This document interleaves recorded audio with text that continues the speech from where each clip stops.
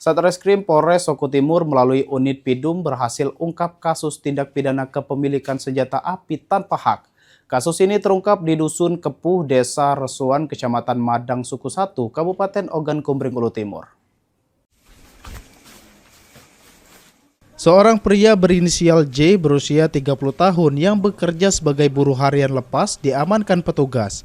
Pengungkapan tersebut berawal dari informasi masyarakat yang menyebut tersangka J diduga menguasai, membawa dan menyimpan senjata api rakitan jenis revolver berwarna hitam.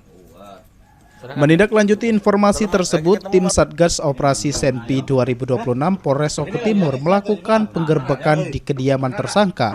Hasilnya petugas menemukan 4 butir amunisi kaliber 3,8 mm, sementara senjata api disimpan dalam lemari di sebuah gubuk kebun miliknya.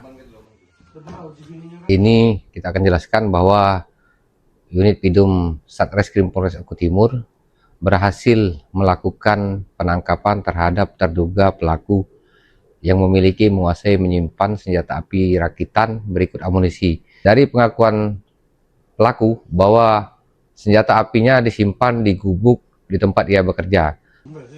Saat ini polisi masih melakukan pendalaman terkait asal-usul senjata api rakitan tersebut, serta mendalami kemungkinan adanya keterlibatan pihak lain dalam perkara ini.